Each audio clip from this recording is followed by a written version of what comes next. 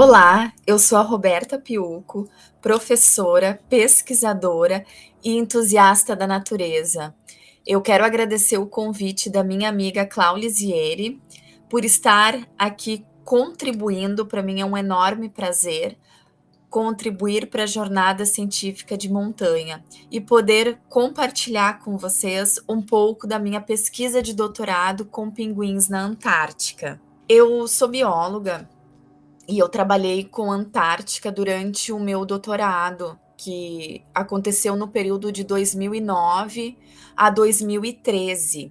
E eu pesquisei a biologia do pinguim papua, que é uma das 7 espécies que reproduzem na Antártica. E para isso, eu realizei 4 expedições científicas até a Antártica. E desde então eu realizo atividades de divulgação científica, principalmente para a educação básica. E esse é um dos títulos dos meus 4 capítulos, que é sobre o pinguim papua e os efeitos da variação climática na Ilha Elefante, na Antártica. E a Antártica é o continente dos superlativos, porque lá tudo é mais. Frio, seco, ventoso, remoto, despovoado, desconhecido e, consequentemente, o mais preservado. E para os cientistas é o que mais desperta um fascínio. E por que será que um pesquisador de um país tropical, o que ele está fazendo lá na Antártica, qual a relação dela com nós aqui no Brasil? Por ele ser um ambiente extremo, as formas de vida que lá habitam evoluíram sob condições ambientais extremas e possuem estratégias de vida como grande longevidade, dependências de recursos marinhos e das condições oceanográficas. Então, por que estudar especificamente as aves antárticas? As aves, elas estão no topo da cadeia alimentar e elas podem trazer respostas do que está acontecendo na base da cadeia alimentar, das mudanças do ambiente, e por isso elas são estudadas como bioindicadoras da variabilidade do ecossistema marinho.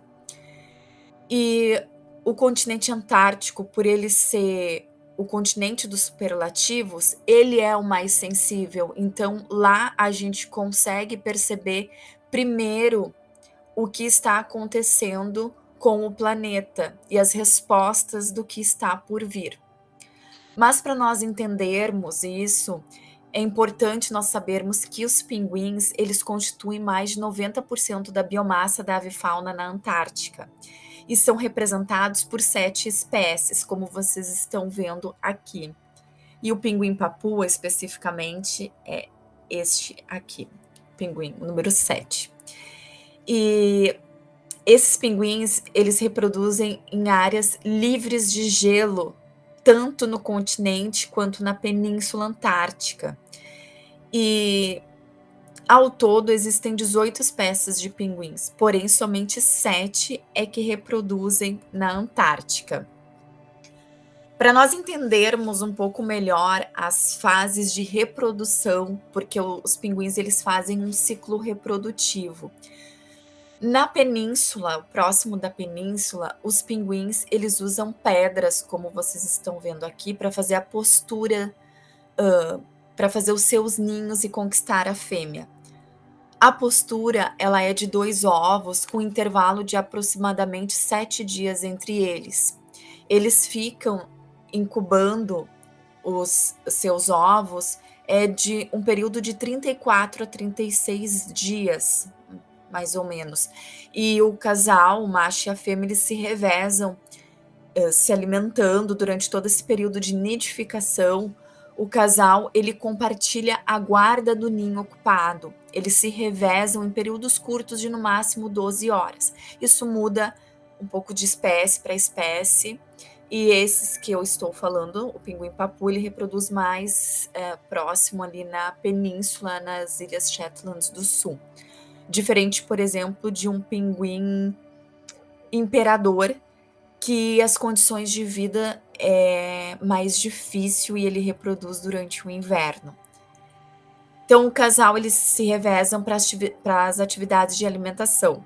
E os filhotes eles permanecem no ninho por cerca de 30 dias antes de formar esse período aqui da creche. Então, o macho e a fêmea eles se alimentam de peixes ou krill e regurgitam para trazer o seu alimento para os filhotes. O período da creche, que é esse aqui, que é quando os filhotes eles são deixados sozinhos na colônia, com ambos os adultos forrageando, se alimentando no mar e retornam em intervalos para alimentar os filhotes.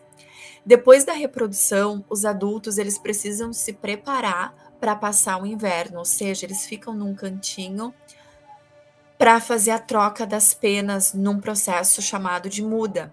Os adultos eles trocam as penas velhas e as gastas por penas novas e resistentes, que eles não podem entrar na água durante esse período, porque eles estão sem a camada de proteção.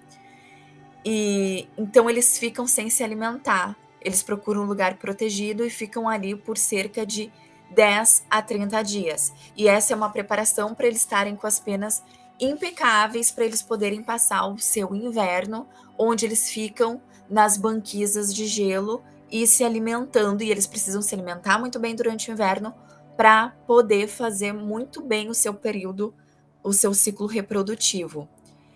E algo importante de ser dito é que os pinguins eles podem ser altamente sensíveis às perturbações ambientais. Então, eventos climáticos extremos, eles podem afetar tanto os recursos disponíveis, como o crio, que é o que eles se alimentam, a postura, devido às áreas livres de gelo que eles precisam para a reprodução, e o tamanho da população reprodutiva, porque dependendo de como que está as perturbações climáticas, eles podem desistir da reprodução, e isso pode interferir no sucesso reprodutivo.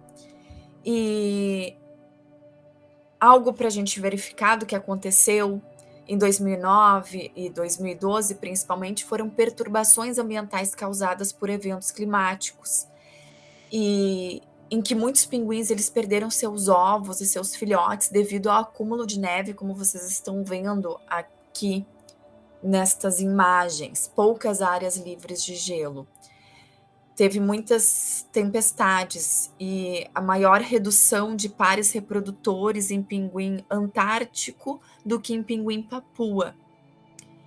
E o pinguim papua, eles têm uma diferença dos outros, é que eles são excelentes colonizadores de áreas mais adequadas para a reprodução, ou seja, o que auxilia que eles reproduzem em terrenos mais elevados, como vocês estão vendo aqui, que não tem tanto acúmulo de neve, mas diferente do pinguim antártico, onde ele reproduz em declives e a neve fica acumulada. Então a gente conseguiu perceber que essas condições ambientais extremas acabam afetando muito mais o pinguim antártico. E uma outra informação é que o pinguim antártico, ele se alimenta principalmente de krill. Já o pinguim papua, ele já é mais generalista, ele vai se alimentar do que tem ali, ele se adapta ao ambiente. Então é importante, assim, o pinguim antártico, ele nos traz mais respostas do que está acontecendo com essa variação. E os pinguins, então, durante esse período, eles podem evitar os custos da reprodução ou causam a sua interrupção. Então, é muito importante eles passarem muito bem o inverno e o que pode afetar essa escolha da reprodução seria esses eventos climáticos extremos ou também a baixa produtividade e redução de suas principais presas. Então, os pinguins eles evitam os custos da reprodução ou causam a sua interrupção em um determinado ano em resposta a eventos climáticos extremos ou baixa produtividade e redução de suas presas, para garantir a sua sobrevivência e aumentar a chance deles reproduzirem em anos favoráveis, mas isso pode ter uma consequência no sucesso reprodutivo e nas populações que estão por vir. Esse foi um resumo dos resultados de uma tese de doutorado. E é muito importante nós pensarmos que a Antártica ela tem um papel essencial nos sistemas naturais globais. Ela exerce profunda influência no clima global e, por consequência, nos ecossistemas e na sociedade. A Antártica ela é o regulador térmico do planeta. E as consequências do impacto global, elas são sentidas na Antártica, principalmente com o derretimento das geleiras e o aumento do nível do mar. E os pinguins, eles precisam das áreas livres de gelo para sua reprodução. O aquecimento global, ele afeta o movimento das correntes marinhas, que são fundamentais para a manutenção da vida nos oceanos e também para a sobrevivência dos animais polares que dependem do alimento trazido pelas correntes marinhas. Portanto, por ser um ambiente extremo e sensível à Antártica, ela nos traz respostas do que está acontecendo no planeta. E o nosso estilo de vida, ele é o principal motor do aquecimento global. Então é urgente nós termos essa mudança dos nossos comportamentos e hábitos do ser humano. E essa foto aqui, ela ganhou o prêmio da exposição fotográfica que nós realizamos dentro da Apex Brasil, que é a Associação de Pesquisadores e Educadores em Início de Carreira sobre o Mar e os Polos, e ela expressa a grandiosidade do que é a Antártica. E porque quando eu cheguei lá, eu senti muita vontade de que todas as pessoas pudessem conhecer um pouco daquela grandiosidade e a vida dos seres que vivem lá. Então eu decidi trazer a Antártica para as pessoas através da divulgação da ciência. Então, eu sou uma profissional que eu me reinventei na profissão e tento desmistificar o cientista e aproximar esse ambiente tão grandioso de nós, seres humanos, para a gente se sensibilizar a termos um cuidado e um olhar científico, seja nas trilhas, seja nas montanhas, e saber que tudo está conectado. E eu deixo aqui o meu muito obrigada. Eu desejo uma excelente jornada científica e de montanha. Aqui estão os meus contatos, meu e-mail, a minha página Como Ciência no Facebook e o perfil no Instagram, que é o Prof. Consciência, onde eu divulgo tanto as minhas práticas pedagógicas, a iniciação científica na educação básica e também realizo a divulgação da ciência antártica. Muito obrigada.